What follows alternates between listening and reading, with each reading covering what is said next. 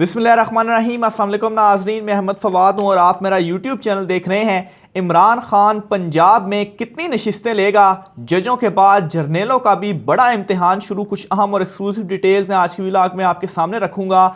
मौलाना जरदारी और शहबाज इत्तेहाद जो है वो कैसे टूट चुका है, इस पर भी कुछ अहम तफसीलात हैं, वो भी आज की व्लॉग में आपके सामने रखूंगा। मरियम नवाज ने जो इलेक्शन कैंपेन इस वक्त शुरू कर रखी है, इस इलेक्शन कैंपेन में जो बयानिया उनकी जानिब से बनाया जा रहा है, वो बयानिया जो है वो जजों के अगेंस्ट, अदलिया के अगेंस्ट बयानिया जो है वो लेकर इस वक्त जलसों के अंदर मरियम नवाज जा रही हैं और एक कैंपेन अदलिया के खिलाफ जो है वो मरियम नवाज की तरफ से शुरू की गई है। खास तौर पर जस्टिस मुज़ाहिर अकबर नकवी जो हैं इनके खिलाफ काफ़ी ज़्यादा जो तनकीद है वो की जा रही है। यहाँ तक के नाजरीन एक रेफरेंस पहले तैयार किया गया था और अब एक और रेफरेंस के हवाले से ये खबर सामने आई है कि नून लीग के जो लायर फोरम है उन्होंने जस्टिस मुज़ाहिर अकबर नकवी के खिलाफ एक नया रेफरेंस, और ये रेफरेंस है मिसकंडक्ट का रेफरेंस तैयार किया है जिसे वो दायर करने जा रहे हैं। और मिसकंडक्ट जो परवेज़ इलाही साहब और इनकी गुफ्तगू के हवाले से जो एक ऑडियो लीक सामने आई थी, इस मामले के ऊपर ये जो रेफरेंस है वो तैयार किया गया है। बहरहाल मरियम नवाज ने अब तक जितने भी बयानियाँ बनाने की कोशिश की है इमरान खान के अगेंस्ट, ख़ास तौर पर कुछ चीज़ें मैं आपके सामने रख दूँ।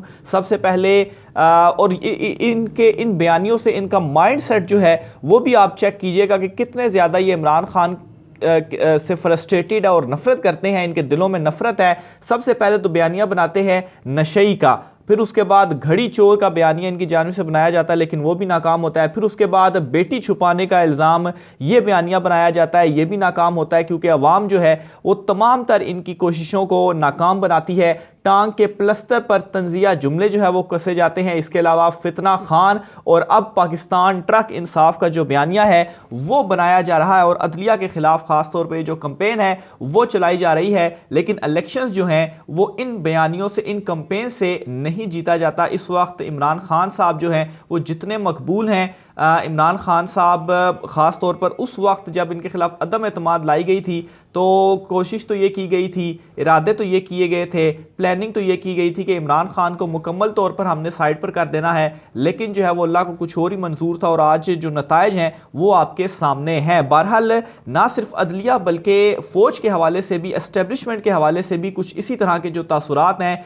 वो सामने सुनने को मिल रहे हैं, देखने को मिल रहे हैं। एक तो अदलिया के ऊपर तनकीद की जा रही है कि इमरान खान जो है वो लाडला है, फिर दूसरे नंबर पर जर्नेलों के हवाले से, एस्टेब्लिशमेंट के हवाले से भी इसी तरह की जो चीज़ें हैं वो सामने आ रही हैं कि इमरान खान जो है वो अब उनसे रब्ता करने की कोशिश कर रहा है और दूसरी साइड से जो एस्टेब्लिशमेंट है उनको इमरान खान काबिल कबूल नहीं है। इमरान खान मकबूल तो ज़रूर है लेकिन काबिल कबूल नहीं है। ये एक मरतबा सुहेल वड़ाइद जो हैं उनकी जानिब से बहुत पहले एक इंटरव्यू के दौरान कहा गया था, लेकिन अब जो है वो मज़ीद इस हवाले से जो चीज़ें हैं वो सामने आ रही हैं और ये कहा जा रहा है कि एस्टेब्लिशमेंट को इमरान खान कबूल जो है वो नहीं है। इमरान खान बेशक मकबूल हो लेकिन यहाँ पर मकबूल या कबूलियत की बात तो बहुत कहीं दूर पर जा चुकी है। इस वक्त मामला ये है कि गिना ये जा रहा है, देखा ये जा रहा है कि इमरान खान कितनी बड़ी अक्सरियत से पंजाब असेंबली में वापस आने जा रहा है, कितनी बड़ी लीड से जो है वो इमरान खान वापस आ रहा है। और इसी हवाले से कुछ जो सर्वेज़ हैं वो भी करवाए गए हैं। मुख्तलिफ सर्वेज़ के नताइज मैं आपके सामने रखता रहता हूँ। एक और सर्वे है उसका भी नताइज जो है वो मैं आपके सामने रखता हूँ। सहाफ़ी हैं सीनियर फ़खरुर रहमान साहब, उनकी जानिब से ये जो ट्वीट भी है वो भी किया गया है और इसमें वो ये लिखते हैं कि एक जो इसी तरह का सर्वे भी करवाया गया और रिपोर्ट्स भी इसकी जो है वो कुछ पेश की गई। ख़ास तौर पर शहबाज शरीफ जो है, हुकूमत इस तरह के सर्वेज़ करवा रही है। तो इसमें वो कहते हैं कि पंजाब की जो 141 कौमी असम्बली की बराह रास्त जहाँ पर इलेक्शंस होने हैं, नशिस्तें हैं, उनमें से इस वक्त इमरान खान जो हैं वो 120 के करीब नशिस्तों के ऊपर जो है वो जीतता हुआ नज़र आ रहा है। यानी कि 141 में से 120 सीटें अगर इमरान खान के पास आती हैं तो फिर आप सोच लें कि इस वक्त जो PDM है वो पागल क्यों ना हो। और दूसरे नंबर पर अगर खाली ओवरऑल पंजाब असेंबली की बात की जाए तो पंजाब असम्बली में जो है वो 270 नशिस्तें जो हैं वो इमरान खान साहब जो हैं वो इस वक्त जीते हुए नज़र आ रहे हैं। ये जो 120 नशिस्तें बताई हैं ये कौमी असम्बली की हैं और जो 270 हैं ये सूबाई असम्बली की हैं। और यही वो बुनियादी वजह है जिसकी वजह से जो PDM है वो इलेक्शन से दूर भाग रही है। और इसी सिलसिले में कल PDM के तीनों जो रहनुमा हैं शहबाज शरीफ, आसिफ जरदारी और मौलाना फजल रहमान, उन्होंने एक हंगामी जो मुलाकात है वो की है। इस मुलाकात के अंदर यही जो चीज़ें हैं वो डिस्कस की गई हैं कि कौमी असम्बली के हवाले से अब क्या किया जाए कि असम्बली जो है वो तहलील कर दी जाए। लेकिन इन तीनों के दरमियान जो इख्तलाफ है वो सामने ही आया कि आसिफ जरदारी नहीं चाहते कि असम्बली वो तहलील करें और उनको क्या लगे, पंजाब में तो वो वैसे ही नहीं थे, ना ही वो KP में थे।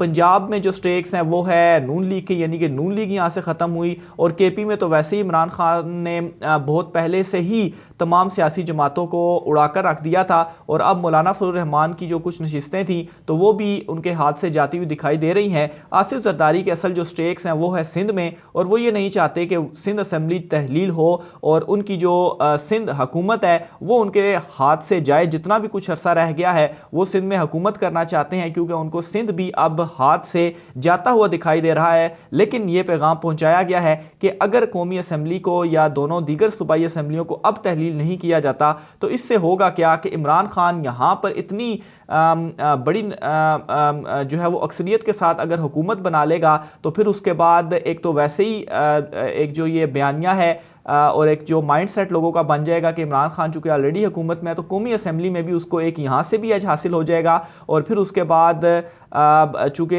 इमरान खान की दोनों सूबों में भी हुकूमत होगी तो कौमी असम्बली और फिर उसके बाद बलूचिस्तान और सिंध में भी इमरान खान साहब जो हैं वो बड़ी अक्सरियत जो है वो लेने जा रहे हैं। तो इसलिए ये सोच विचार की जा रही है कि कौमी असम्बली को भी तहलील कर दिया जाए। लेकिन इस वक्त शदीद जो इख्तलाफात हैं वो इनके दरमियान सामने आ चुके हैं। और ये तो अभी कुछ नहीं, जब आगे आगे आप देखिएगा कि जैसे इलेक्शंस होंगे तो ये एक दूसरे को गालियां तक जो है वो ये निकालेंगे, जिस तरह से शहबाज शरीफ और आसिफ जरदारी माजी में एक दूसरे के अगेंस्ट जो है वो करते थे। बहरहाल ये जो है वो इस वक्त इनके दरमियान जो चीज़ें हैं वो चल रही हैं। इसके अलावा नाजरीन इलेक्शंस को रोकने के हवाले से भी इस वक्त मुख्तलिफ जो बयानिए हैं वो बनाए जाने की कोशिश की जा रही है। सबसे पहले तो उनमें ये कोशिश की जा रही है कि ये जो मौजूदा दोनों असम्बलियाँ हैं पंजाब और KP, इनके इलेक्शंस भी अपने मुकर्रर वक्त पर ना हो। और इसमें जो एक बहाना बनाने की कोशिश की जा रही है वो डिजिटल मरदमशुमारी और फिर उसके बाद नई हल्का बंदियों को लेकर की जा रही है।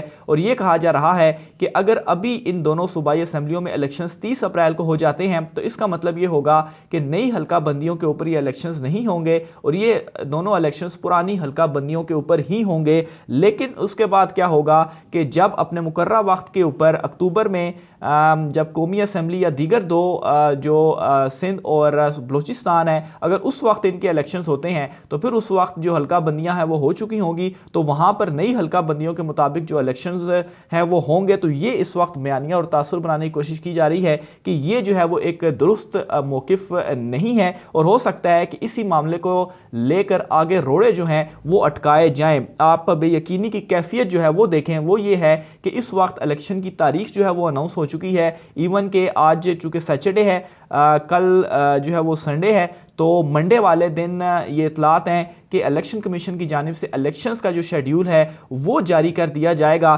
तो आप ये समझें कि इलेक्शन की तारीख आने के बाद, और इलेक्शन की तारीख आने का मतलब ये है कि जो शेड्यूल है जस्ट उसमें सिर्फ 54 डे का बता दिया जाता है कि इस दिन आप नॉमिनेशन पेपर, और लास्ट डे जो है वो उसका तय होता है कि 30 तारीख को ही पोलिंग होगी। तो आप समझे कि आधा शेड्यूल तो जो है वो आ चुका है। बस सिर्फ एक उन्होंने शुरू की कुछ तारीखें जो हैं वो इलेक्शन कमीशन ने अनाउंस करनी है, लास्ट डेट तो आ चुकी है। लेकिन इसके बावजूद भी अभी तक ये कन्फर्म नहीं हो पा रहा कि क्या वाकई इलेक्शंस जो हैं वो होंगे। लेकिन एक चीज़ आपको बताता चलूँ, इलेक्शंस होंगे और उस वक्त जब इमरान खान ने ये असेंबलियां तहलील की थी तो उस वक्त भी तमाम लोगों का ये कहना था कि ये असम्बलियों से निकल कर इन्होंने और ख़ास तौर पर असम्बलियों को तहलील कर कर एक बड़ा गलत फैसला इमरान खान साहब की जानिब से किया गया था। लेकिन उस वक्त मैंने आपसे कहा था कि ये इमरान खान का एक बड़ा सरप्राइज कार्ड है जो उन्होंने खेला है, और आगे चलकर ये समझ आएगा कि इमरान खान ने ये जो कार्ड खेला है ये सरप्राइज क्या था। और अब वाकई इमरान खान ने जो 2 असम्बलियां तहलील की हैं, इन असम्बलियों से ना सिर्फ इलेक्शन होने जा रहे हैं 30 तारीख को, बल्कि हुआ क्या है कि कौमी असम्बली और दीगर जो दोनों सूबे हैं सिंध और बलूचिस्तान, इनकी भी असम्बलियां तहलील होने के हवाले से जो राह है वो हमवार हो चुकी है। और इसके ऊपर बाकायदा जो मीटिंग्स हैं और जो प्लानिंग्स हैं, जो डिस्कशन है वो चल रही है कि अब इसके ऊपर क्या स्टेप लिया जाए। इस हवाले से मुझे जो भी कुछ भी होता है आपके साथ में शेयर करता रहूँगा। आज की ब्लॉग से इतना ही। राय का साथ कीजिएगा, मुझे इजाज़त दीजिए। अल्लाह हाफिज़।